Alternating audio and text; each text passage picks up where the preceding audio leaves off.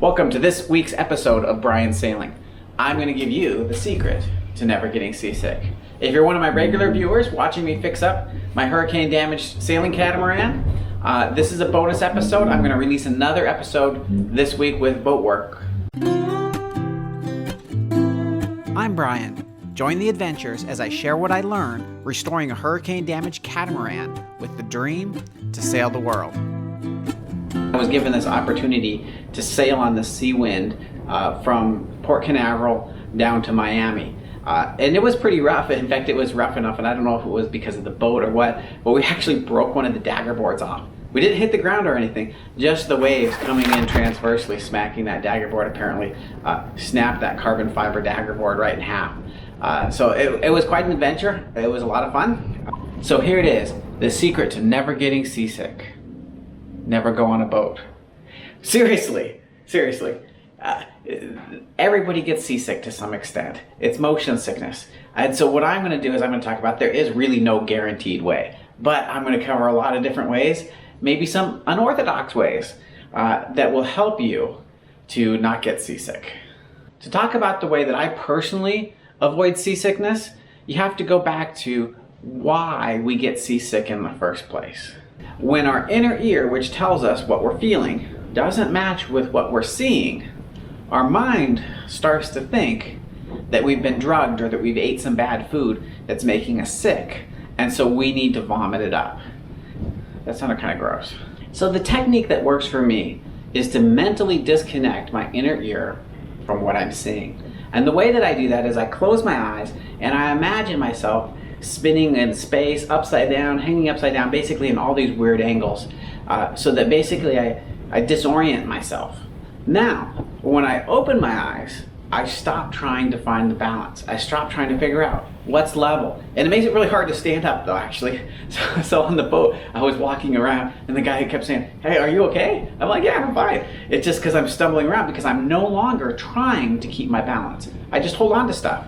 You just hold on to stuff everywhere you go, and you don't worry about which way's up, which way's down. If you're upside down, right side up, it doesn't really matter. You're not really paying attention. You've really disconnected that part of your mind so that it's not trying to find up. It's not trying to keep your balance anymore.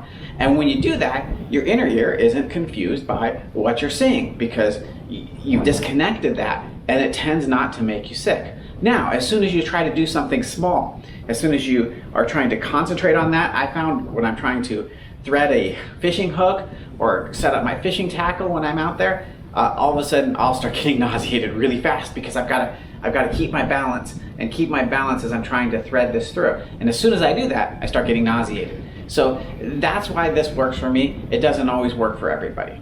There's a lot of other techniques that work for other people. Some of the standard things, everything from pressure point wristbands that people try, patches behind the ear, regular patches, and of course Dramamine. The other thing that tends to work is a earplug in one ear.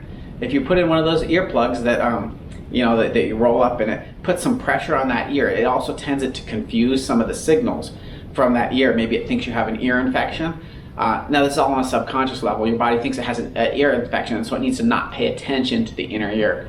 And that helps in some cases. One of the things that I've had work for people on my boat as well is steering the boat. So a lot of people don't like hand steering now with autopilots. I'm kind of old school. I love to hand steer until I don't, right? It's fun for a few hours. Great on the night. I can enjoy the wind in my hair, what hair I have left, and enjoy that night steering. It's a lot of fun. But that also can help you to avoid seasickness.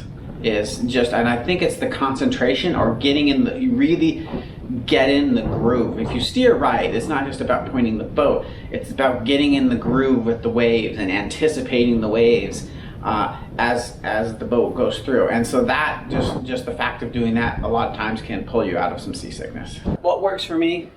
It's always mind over matter. It's about not just thinking don't get seasick. For me, that doesn't work. I can't just think, oh, I don't want to be seasick and it works. No, it's mind over matter of disconnecting your inner ear, disconnecting, trying to find which way is up, disconnecting, try to keep your balance.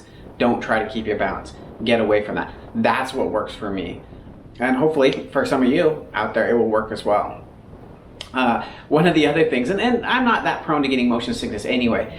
When I flew gliders, flew airplanes, I was a pilot, I used to do aerobatics. That was a lot of fun. A lot of motion sickness in that. And now I've got this little clip of flying drones. I got a drone. And that's a lot the same, because you put this headset on, and here, as you have this headset on, what you're seeing in the headset is what the motion of that drone is, but yet you're sitting there and you're not feeling it. So it's kind of the opposite of being on a boat, where you're not feeling any motion. I've seen a lot of people, I give them my spare headset and say, hey, go for a ride with me on the drone, and they can get pretty motion sickness just from that. So it's quite interesting. I use the same technique. I disconnect myself. I'm actually put myself in the drone, which is really interesting. As you fly that and you come back towards yourself, the first few times that I fly toward myself, it's like having an out-of-body experience, because I really feel I'm in the drone. Mentally, I'm in the drone. And then when it comes back and you see yourself and you see the person sitting in that chair, and you're like, hey, who's that? Oh wait, that's me. And it's a total out-of-body experience. It's really weird to explain, but that's why I don't get any motion sickness, because it's not me watching this thing do this. It's me in there. I am mentally in the drone. Thanks for joining me, guys. I just wanted to share this extra bonus video with you guys. If you're new to the channel, be sure to check out some of the boat work that I'm doing. It's a lot of fun.